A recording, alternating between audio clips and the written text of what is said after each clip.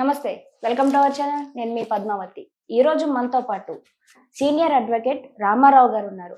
ఆయనతో మాట్లాడి మరిన్ని విషయాలు తెలుసుకునే ప్రయత్నం చేద్దాం. అయితే ముందుగా వారిపై ఉన్న సెక్షన్లను మనం చూడాలి. ఒకటి ఏంటంటే 105 ఏంది, ఇంతకు ముందు culpable homicide not amounting to murder అని ఒక కేసు ఇది ఉంటుండే, సెక్షన్ ఉంటుండే. Culpable homicide not amounting to murder అంటే నేరపూరిత ఉద్దేశంతో ఒక వ్యక్తి మృతికి తన నిర్లక్ష్యం ద్వారా కారణం కావడం అనేది సెక్షన్ చెప్తుంది. అయితే ఆయనకు వాస్తవంగా ఉద్దేశం ఉన్నదా లేదా అనే విషయాన్ని కోర్టు ఇప్పుడు పరిగణలోకి తీసుకుంది.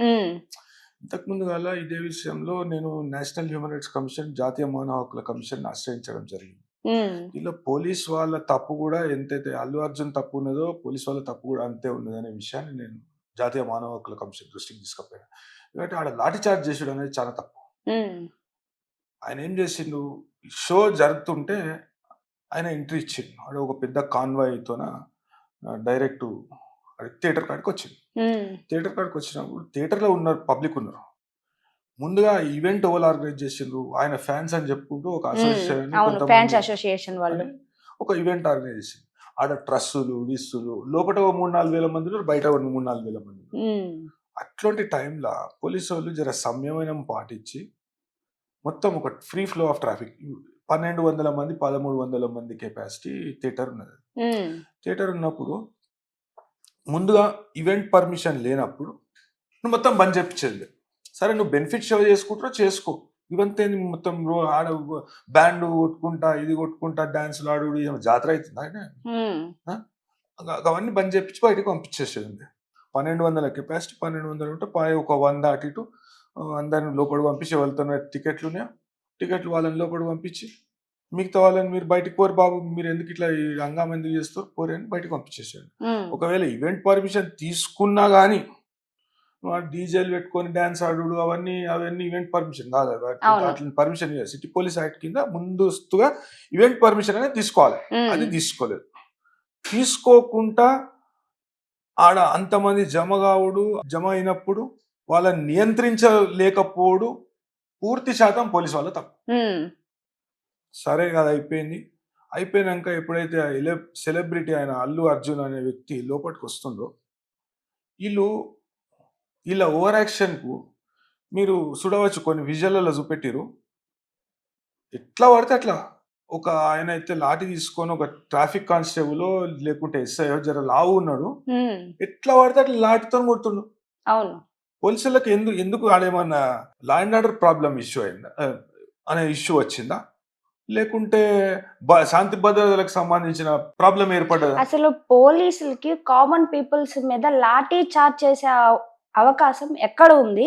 అసలు ఎప్పుడు చేసే అవకాశం ఉంటుంది? ఇలాంటి చిన్న చిన్న విషయాలుగా లేకుంటే ఎప్పుడు చేయవచ్చు అసలు పోలీసులు? లాఠీ చార్జ్ ఎప్పుడు చేస్తారంటే ఇక పూర్తి స్థాయిలో నియంత్రణ కోల్పోతున్నారు. అంటే మొత్తం ప్రభుత్వ ఆస్తుల మీద దాడి చేస్తున్నారు కొంతమంది ప్రజలు ఒక సమూహంగా ఏర్పడి. మొన్న 144 సెక్షన్ పెట్టారు సిటీ అంతటా. మీరు ఏమన్నా ఉంటే కొన్ని విజువల్స్ కూడా వస్తున్నాయి, లోపల పటాకులు కూడా కాల్చిరట. ఎంతమంది చచ్చిపోతుండే. ఎలక్ట్రిక్ క్రాకర్స్ ఏమో క్రాకర్స్ మొత్తం అంతా ఫైర్ వర్క్స్ డిస్ప్లే అవుతుంది. ఏంది అంటే మీకు కనీస బాధ్యత లేదా? మీకు పర్మిషన్ ఉన్నదా లేదా అని అనేది అడగాలి కదా. మీకు పర్మిషన్ తీసుకోకుంటే బంద్ చేపి ఈవెంట్ ఓన్ కోడ్ అయితే 1000 కోట్లు వస్తుంది, 500 కోట్లు వస్తుంది. ఏంది ఇవి? వాళ్ళు ఇది చేసుకొని వాళ్ళ బౌన్సర్లను పెట్టుకొని 50-60-70-80 మంది రిమాండ్ చేసి ఇవ్వాలి. అదే ఇప్పుడు కనీస సామాజిక బాధ్యత లేకుండా అది ఏందండి కలకండం. అదేమన్నా దానికి ఓ ఎగ్జామ్షన్ ఇచ్చుడు, దానికి ఏంది 1000 రూపాయలు 1200 ఎగవాడు చూడు, దానికి అంత ప్రమోషనల్ ఈవెంట్లు ఏంది, లేకుంటే ఆ హైప్ ఏంది ఆ సినిమాకు? అదే ఓ దొంగతనం చేయడం నేర్పిస్తున్నారు ఆ సినిమాలో. దొంగతనం స్మగ్లింగ్ చేసుడు, దొంగతనాలు చేసుడు, సంపుడు, ఇన్నాన్ని సంపుడు, గది సినిమా. ఏం నేర్పిస్తా, ఏం చూపెడదాం అనుకుంటారు సమాజానికి? అదే ఇట్లనేనా పరివర్తన ఎందుడా ఇది? లేకుంటే ఎట్లా అందరినీ ఇక దొంగలు కామని, స్మగ్లర్లను కామని, లేకుంటే మర్డర్లు చేయమని అంటే ఒక సందేశం చెప్తురా మీరు? దానికి నేషనల్ అవార్డు ఇస్తారంటే దీనికేమో మొత్తం దానికి అనుమతులు ప్రత్యేక అనుమతులట, ఉమ్, బెనిఫిట్ షో అంట. ఎవరి బెనిఫిట్ కి? అది బెనిఫిట్ షో అంటే ఎవరైనా వికలాంగులకు కానీ లేకుంటే సమాజంలో కొద్దిగా అట్టడుగు స్థాయి వ్యక్తులకు కానీ కొద్దిగా ఆ, ఇప్పుడు చారిటీ క్రియేట్ చేయడము, దాని ఉమ్, ద్వారా పైసలు వస్తే వాళ్ళకు సాయం చేయడు, గది బెనిఫిట్ షో అంటారు. ఇది ఉమ్, ఎవరి బెనిఫిట్ కి? ఓడోడు 1000 కోట్లు వస్తున్నాయి, ఓడు 500 కోట్లు వస్తున్నాయి, 700 కోట్లు వస్తున్నాయి, 300 కోట్లు వస్తున్నాయి, ఇది బెనిఫిట్ షోనా? ఎవరి బెనిఫిట్ కి? ఇట్లా ఇట్లా ఇట్లా తొక్కిసలాటలో చచ్చిపోవాలి, గది బెనిఫిట్.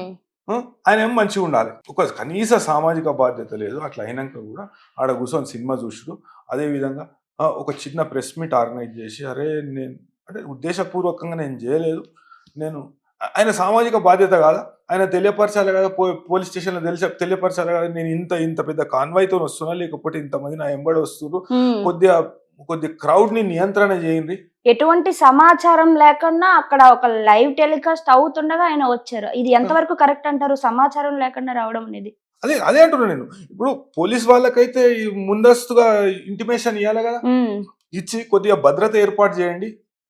ఆయనకెందుకు భద్రత? ఆయన వ్యక్తిగత సిబ్బంది పెట్టుకొని వస్తాడు. ఉమ్, సో ప్రజలు ఎగబడకుండా, మొత్తం ఒకళ్ళనొకళ్ళు నూక్కోకుండా, ఒకళ్ళ మీద ఒకళ్ళు పడకుండా, ఆ టైంలో ఒకళ్ళను దొబ్బుకొని దాని మీద పడి మొత్తం ఒకళ్ళ మీద ఒకళ్ళు పడి చచ్చిపోతారు. ఇప్పుడు ఒక వ్యక్తి ఆయన భార్యను కోల్పోయాడు, ఉమ్, అదే విధంగా 2 పిల్లలు తల్లిని కోల్పోయాను, ఒక ఆమె ప్రాణం కోల్పోయింది. ఉమ్, దీనికి అంతటికి ఎవరు బాధ్యులు?